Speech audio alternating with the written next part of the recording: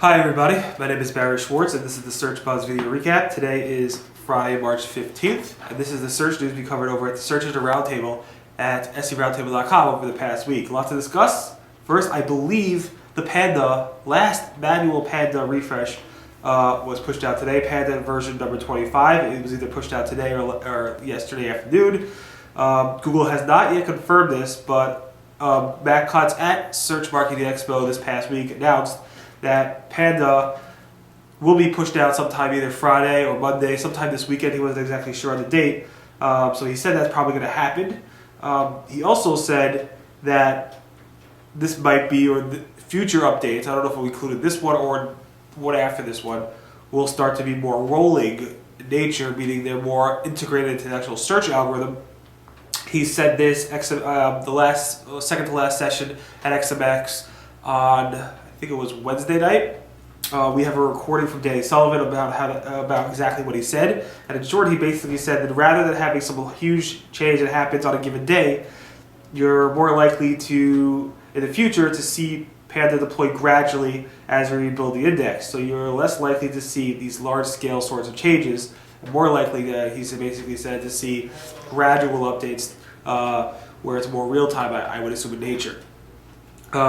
Speaking of which, I believe the Panda number version 25 has been released. We have a blog post about that this morning, so you can definitely take a look at that because a lot of people are talking about Panda shifts. I think it's Panda related, could be link related, but I think it's Panda related.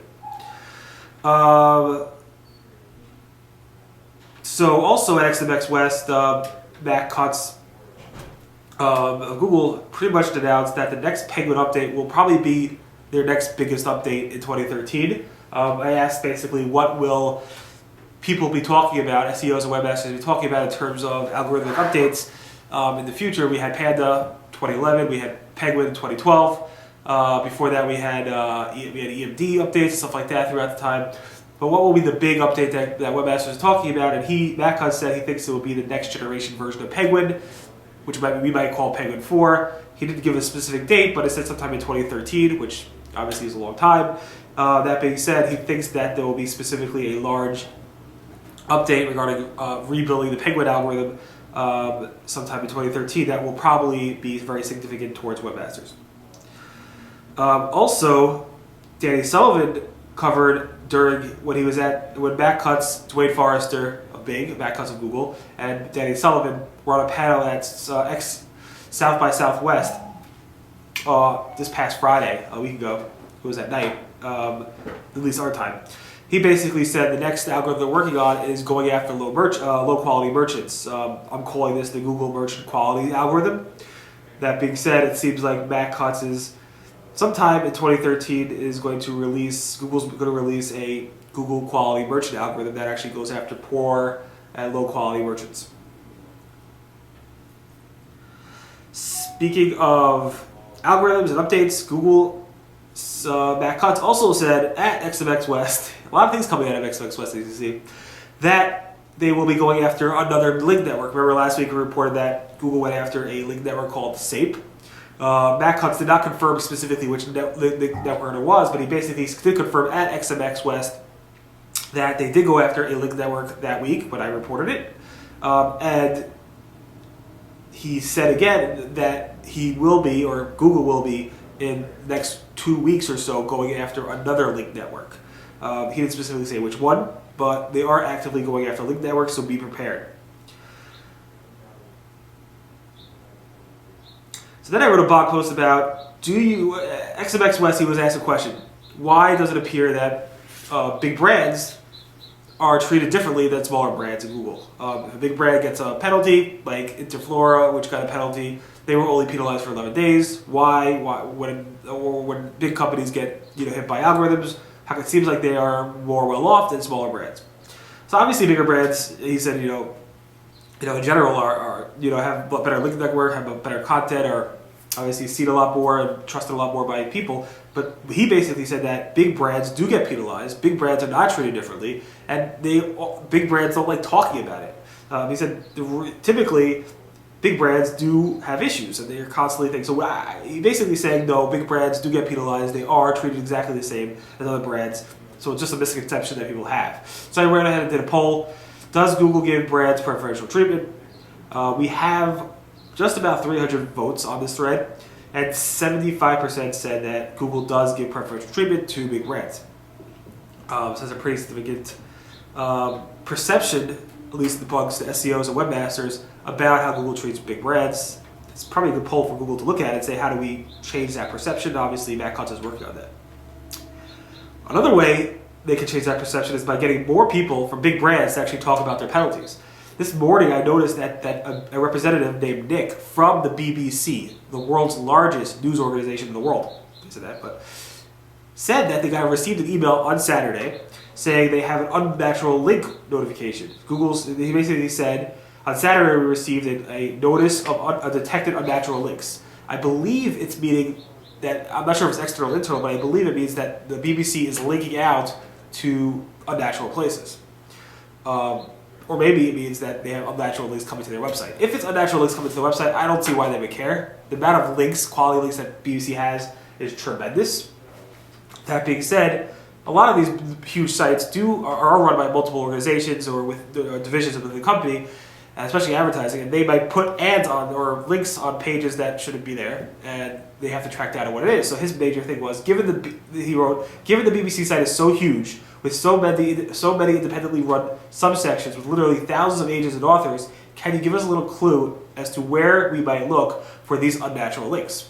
Google has not yet responded. It's interesting that you rarely ever see a major organization, you see it sometimes, but you rarely ever see a major organization like the BBC come into a forum saying, hey, I got this, I have no way of reaching Google, can you please help me out? Because BBC and large organizations typically have contacts that they can reach out to get more information. Seems like this is the case, and this kind of backs up Matt Cutts, where he's saying, yeah, major organizations do get these warnings, do get penalized, do have ranking problems, but most of them don't like to talk about it. In this case, somebody did talk about it. Back to XMX West, there was a fascinating video or session called, I believe it was called Walk a Mile in Google's Shoes or something like that. And it was where Matt Cutts sat in the background. He talked a lot, but Patrick Thomas, who I met a year ago, he's Google's policy specialist. He's in charge of basically making a decision. Hey, I see this bad result, hate result, or this pornography result, or images about violence and stuff like that. He and his team make the decisions on what Google censors based on policies and what they don't. And obviously it changes by government regulation and stuff like that, and which Google you're accessing it.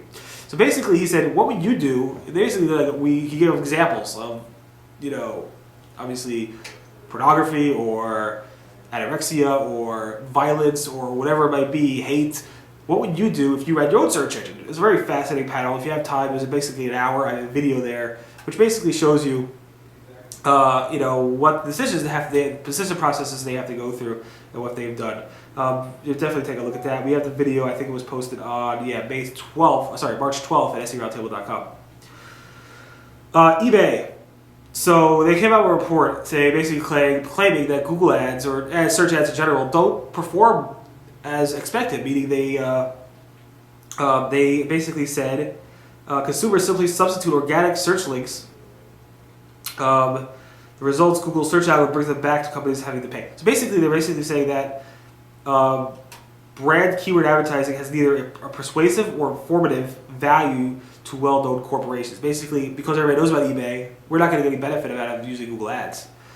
Truth is, we have threads and people, blog posts all over the SEO space basically saying the reason eBay doesn't get any value out of it is because they have no idea how to do it. If you ever look at eBay ads, they're all over the place. They're horrible. Obviously, they have tons of inventory and tons of possible keywords they can actually bid on, but they don't manage it that well, and it's definitely maybe more of an issue not with Google not performing well, but then eBay's advertisers not knowing how to use it properly.